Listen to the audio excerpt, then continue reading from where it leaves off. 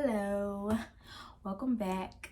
Today is a review of the season finale of Basketball Wives. I didn't even know this was the season finale until I saw it on the screen with the hashtag. This was a pretty weak finale though.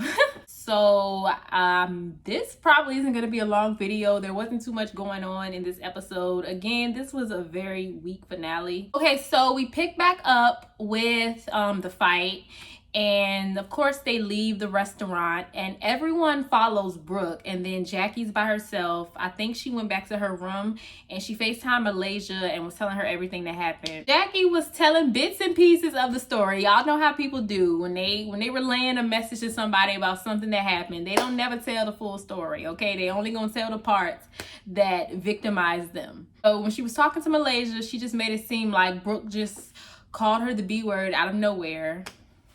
And actually, when I did the reaction to Brooke versus Jackie, and I actually got a chance to like rewatch the scene, Jackie was the one that got bucked first. So in the other room, they're all talking about they've never seen this side of Jackie. This is literally the old Jackie. So I don't know what y'all talking about. And then they were all talking about, oh, she had on her sneakers, so I know it's about to go down or whatever. And Jackie is always acting like she about to do something, but we ain't never seen her fight. And then the one fight that she actually got in, allegedly, she was threatening to sue if it was shown. So I think it was Brooke and Brandy. They met up by the pool before going to the horseback riding event or whatever. And Jennifer said that she couldn't come because her back is hurting for the 11th time.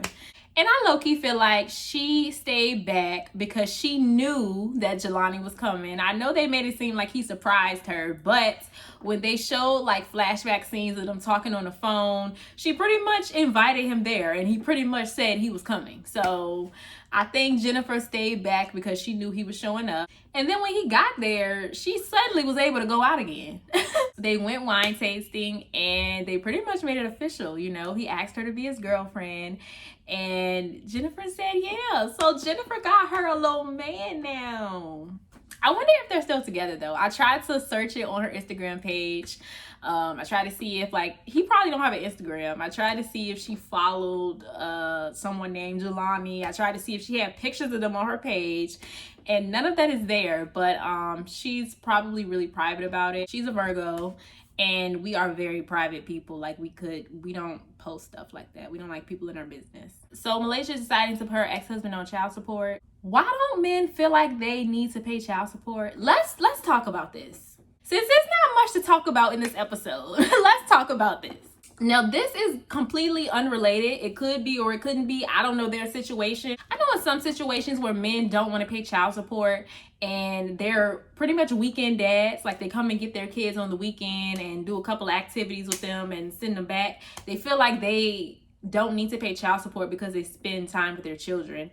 And that doesn't really equate making sure your kids have clothes on their backs, food on their table, shoes for school, school supplies, diapers if they're at that stage. Like, just because you spend time with them on the weekends does not mean that you don't have to contribute financially to your child. Unless like when you get them for the weekend, you're taking them on a shopping spree and you sending them back with like groceries and clothes and stuff. I don't really get why you feel like that should substitute child support. You're basically saying that the mom should be responsible for paying for everything related to that child, and you can just come around and spend time on the weekends and that's enough. Again, we don't know that that's their situation, but I'm just speaking in general now. And then you have these athletes and these rappers that make millions of dollars who are ordered to pay the mothers of their children's tens of thousands of dollars per month for child support, and they feel like that's too much.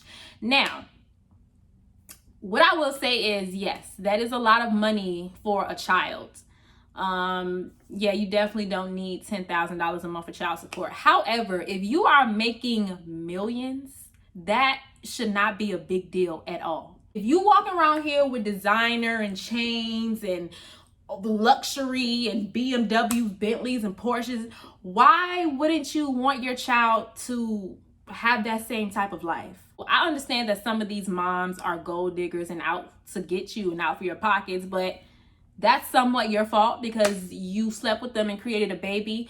But at the same time, like, you don't want to make sure your child is living good when you're not away from them. If you don't have full custody of your child, or you don't even have joint custody, if you're just like a weekend dad, you don't want your child to be like in a home and living good when they're away from you. It really sucks because they be trying to give them the bare minimum. Like, if you a millionaire and you complaining about giving $10,000 a month for child support to your kid, like I said, I do understand that some of these women like don't, you know, they're gold diggers or whatever, but like, you already had a kid at that point. Like, that's your fault. If she is paying her rent off of your money and she's living in this luxurious condo and you living in a luxurious condo as well, what's the problem? Like, why don't you want your child to live that way regardless? That's like the same argument when people complain about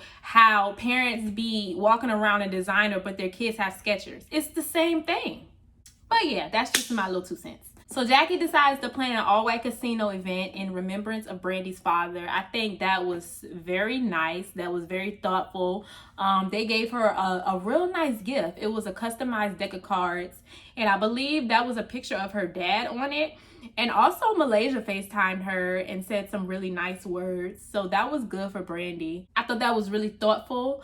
But the tension between Jackie and Brooke was just still there, and I personally didn't feel like the issue was that serious for them to still be beefing like that. But they talked it out as predicted. I said that in my last review. I said they would kiss and make up. I think they did all of this for entertainment and kind of played it up because it was not that serious.